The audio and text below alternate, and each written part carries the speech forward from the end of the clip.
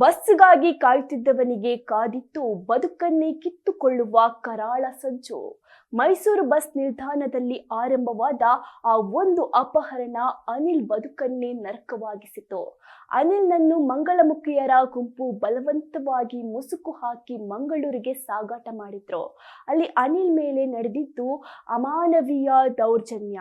ಸೀರೆ ನೈಟಿ ತೊಡಿಸಿ ಬಲವಂತವಾಗಿ ಲಿಂಗ ಬದಲಾವಣೆಯ ವೇಷ ಹಾಕಿಸಿ ಅನಿಲ್ನನ್ನು ಅನಿತ ಆಗಿ ಪರಿವರ್ತಿಸಲಾಯಿತು. ಅಷ್ಟಕ್ಕೆ ನಿಲ್ಲಲಿಲ್ಲ.